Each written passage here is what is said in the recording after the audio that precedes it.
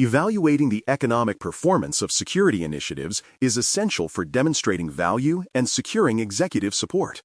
The purpose of economic evaluation is to establish objective criteria for comparing multiple investment options, translating risk reduction into quantifiable financial terms. By using standardized financial measures, security leaders ensure that spending aligns with enterprise fiscal policies and governance requirements. Formal analyses also provide auditable documentation, defining the rationale behind investment sequencing, prioritization, and approval decisions. This discipline elevates cybersecurity from a reactive expenditure to a well-governed component of strategic enterprise planning. Security leaders rely on classic financial measures to evaluate investment performance. Return on investment, ROI, is calculated as the benefit minus cost divided by cost, revealing the proportional gain from a given outlay. Net present value, NPV, discounts future cash flows to their present value using a defined rate, summing benefits and costs across time to determine overall worth. Internal rate of return, IRR, identifies the discount rate at which NPV equals 0, signifying the project's break-even point relative to expected returns. Payback period calculates how long it takes for cumulative benefits to recover the initial expenditure. Using multiple measures in tandem, NPV for value, IRR for efficiency, and payback for liquidity, ensures balanced decision-making grounded in fiscal rigor. Security-specific loss modeling provides the bridge between financial logic and risk management. The annualized loss expectancy, ALE method, quantifies expected losses from security incidents by multiplying the single loss expectancy by the annual rate of occurrence. SLE captures potential financial impact per event, typically asset value multiplied by the exposure factor, while ARO estimates frequency based on incident data or threat intelligence. Comparing pre-control ALE to post-control ALE reveals residual exposure and supports quantifying risk reduction as a financial benefit. This translation enables executives to see security spending in the same language as insurance or investment decisions, measurable mitigation of expected losses. Constructing benefit categories is a critical step in producing credible cost-benefit models. Direct benefits include tangible avoided costs such as reduced breach expenses, minimized downtime, or lower regulatory fines. Indirect benefits, though harder to quantify, may include decreased audit findings, improved staff productivity, and reduced insurance premiums. All benefits must be classified as recurring or one-time, with speculative items excluded unless supported by verifiable evidence. Documenting benefit sources, incident data, benchmarks, or vendor attestations ensures that financial gains are defensible. A well-constructed benefit model helps leadership distinguish between genuine financial impact and optimistic assumptions. Accurate accounting of cost categories ensures full life cycle visibility. Acquisition costs capture licenses, hardware, and professional services necessary for implementation. Operational costs include staffing, subscriptions, and maintenance, while transition costs cover training, process redesign, or legacy system retirement. Terminal costs, such as contract exit fees or data migration expenses, mark the final stage of ownership. Capturing each phase of cost prevents underestimation and supports a holistic understanding of financial exposure. Without this completeness, ROI and NPV models may appear artificially favorable, leading to misaligned investment priorities or unfunded obligations later in the life cycle. Comparing alternatives requires consistent assumptions across options. Each proposal should be evaluated on a common analysis horizon, typically 3 to 5 years, and discounted using identical interest rate and inflation factors. Including a do-nothing baseline provides context, illustrating risk exposure and potential loss if no action is taken. Ranking projects by net present value offers a clear hierarchy of financial attractiveness, while IRR and payback period serve as secondary indicators. Consistency of methodology is crucial for credibility. Executives must be able to compare results directly and trust that each investment was evaluated under identical conditions. Handling uncertainty is a fundamental part of financial modeling in cybersecurity, where data precision is often limited. Estimating ARO and financial impact using minimum, most likely, and maximum ranges captures variability realistically. Applying triangular or PERT distributions enables more accurate risk simulations. Sensitivity analysis highlights which variables, such as frequency, cost per incident, or control effectiveness, most influence results. These insights guide attention to data refinement and decision confidence. Documenting every assumption, data source, and calculation strengthens auditability, ensuring that financial models remain transparent and defensible under scrutiny. Compliance-driven investments require a different analytical lens because they are not discretionary. Regulatory mandates, such as PCI DSS, HIPAA, or GDPR, represent baseline obligations rather than optional enhancements. In such cases, analysis focuses on identifying the least cost approach to achieving compliance, with benefits recognized as penalty avoidance and license to operate assurance. Each compliance-related cost should be traceable to a specific citation or control requirement recorded within the financial workbook. Treating mandates as constraints rather than optional benefits maintains clarity and prevents inflated expectations of ROI for non-negotiable initiatives. For more cyber-related content and books, please check out cyberauthor.me. Also, there are other prepcasts on cybersecurity and more at baremetalcyber.com. Productivity and automation effects often account for a large share of indirect benefits in security initiatives. Quantifying labor savings requires multiplying hours removed by the fully loaded labor rate, which includes salary, benefits, and overhead. However, early learning curves must be factored in before assuming full efficiency gains. Security leaders must also avoid double counting when employees are reassigned rather than eliminated.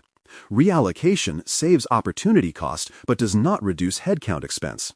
Rationalizing overlapping tools yields additional value by consolidating licenses and maintenance costs. Modeling these effects accurately ensures that productivity gains are realistic, auditable, and financially credible. Cyber insurance can influence the cost-benefit equation by reducing premiums and deductibles for organizations that demonstrate mature control environments. Improved posture, verified through audits or insurer assessments, may lower annual premiums or expand coverage limits. Financial models should quantify these premium deltas as recurring benefits while also capturing associated costs of compliance with carrier control requirements. Maintaining documentation for underwriting validation ensures credibility and continuity of savings across renewal cycles. By aligning risk control investments with insurance optimization, organizations achieve measurable financial and assurance value simultaneously. Portfolio-level analysis refines investment decision-making by evaluating the marginal benefit of each additional control. Calculating the change in annualized loss expectation, delta ALE, for every new control identifies diminishing returns across the portfolio. Prioritizing by benefit per dollar at the margin highlights which investments offer the greatest risk reduction efficiency. Controls producing negligible improvement or negative marginal NPV should be reviewed for decommissioning or consolidation. This optimization perspective ensures that budgets target the highest value initiatives, sustaining a financially efficient and strategically aligned security portfolio. The concept of real options introduces flexibility and timing into financial analysis, acknowledging that security investments do not have to be all-or-nothing commitments. A defer option assigns value to waiting, delaying investment until more accurate threat data, pricing, or technology performance is available. A stage option funds pilot projects first, expanding only if performance triggers are met. An abandon option builds a stop-loss mechanism into contracts, allowing withdrawal from underperforming initiatives with limited financial penalty. By incorporating these options into NPV adjustments, leaders quantify the strategic value of flexibility, ensuring that investment timing reflects both opportunity and uncertainty. This approach treats security spending not as static cost, but as a dynamic portfolio of choices responsive to evolving risk and market conditions. Accurate and defensible analysis depends on robust data collection. Incident cost histories provide empirical evidence for loss estimation, covering response labor, forensic services, downtime, legal fees, and reputational remediation. Asset criticality maps, dependency diagrams, and business impact assessments translate technical systems into financial exposure categories. Threat intelligence and industry benchmarks refine ARF inputs, giving estimates grounded in peer performance rather than conjecture. Finance departments must provide approved discount rates and inflation indices to standardize calculations across all projects. Maintaining an evidence-based foundation not only improves precision but also strengthens the credibility of the resulting ROI and NPV calculations during audits or board review. Common modeling errors can undermine even well-intentioned financial analyses. Counting soft benefits, such as morale or general efficiency without verifiable metrics, inflates expected returns and erodes trust in the process. Overlooking OPEX escalation or renewal uplifts leads to understated future costs, while mixing pre-control and post-control baselines confuses benefit attribution. Relying solely on IRR for non-conventional cash flows, those with multiple sign changes or irregular timing, produces misleading results. Each error weakens audit readiness and decision transparency. Avoiding these pitfalls requires standardized templates, peer review, and adherence to corporate financial modeling protocols that ensure consistency and accuracy across all evaluations. Presenting results to executives and boards demands clarity, conciseness, and relevance. Decision-makers rarely have time for granular spreadsheets, so analyses should culminate in a one-page executive summary that includes key metrics: NPV, ROI, payback period, and residual ALE. Each proposal must explicitly state the residual risk that remains after investment, clarifying that no control eliminates exposure entirely. Supporting visuals, such as assumption tables and sensitivity tornado charts, illustrate model drivers and uncertainty levels. The decision request section should specify whether approval, deferral, or rejection is recommended, along with thresholds for revisiting decisions. This format transforms technical financial outputs into a strategic narrative aligned with enterprise governance. Governance linkage ensures that economic evaluations remain accountable within formal enterprise processes. Each cash flow line must tie directly to an entry in the risk register or to a documented compliance requirement. Approvals should record the reviewer, date, and version, creating a complete audit trail of financial decision-making. Funding gates must align with architecture reviews, procurement milestones, and program management checkpoints. Storing models, data sources, and assumption documents in a centralized repository enables traceability during internal and external audits. Governance linkage converts cost-benefit analysis from an isolated exercise into a governed component of organizational accountability, fully integrated into risk, compliance, and financial oversight. International and tax considerations add another layer of complexity to ROI calculations for global organizations. Value-added taxes, VAT, goods and services taxes, GST, import duties, and withholding taxes must be reflected accurately in cost models. Currency conversion assumptions, including hedge rates and timing, should be documented to prevent discrepancies in multinational comparisons. Accounting treatment may differ by region. Capitalization versus expense recognition depends on local financial reporting standards. Using standardized templates across all geographies ensures comparability and audit readiness while respecting regional accounting rules. Multinational consistency in financial modeling strengthens governance credibility and provides executives with a unified global picture of return on security investment. Security leaders must approach ROI modeling as both an analytical discipline and a communication tool. The true purpose of financial evaluation is not merely to calculate figures, but to explain how those figures influence enterprise resilience and strategic decision-making.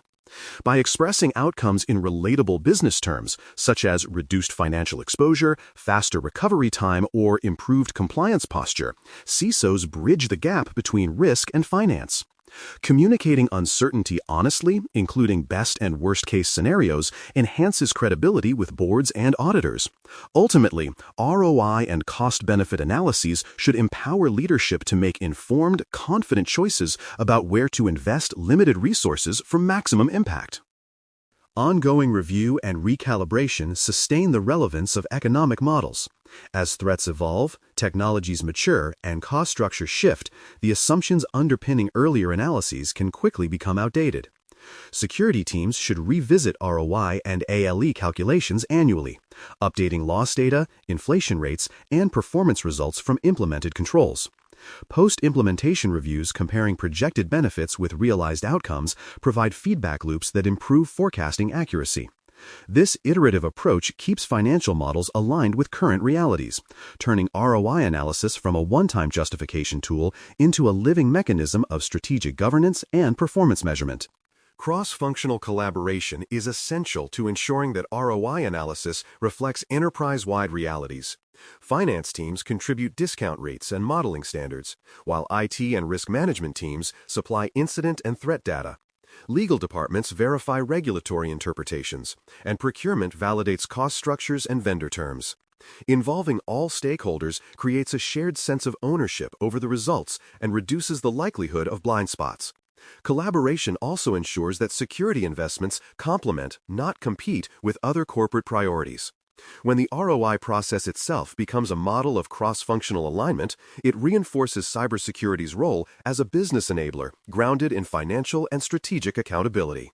In conclusion, ROI and cost-benefit analysis transform cybersecurity from a technical necessity into an evidence-based investment function.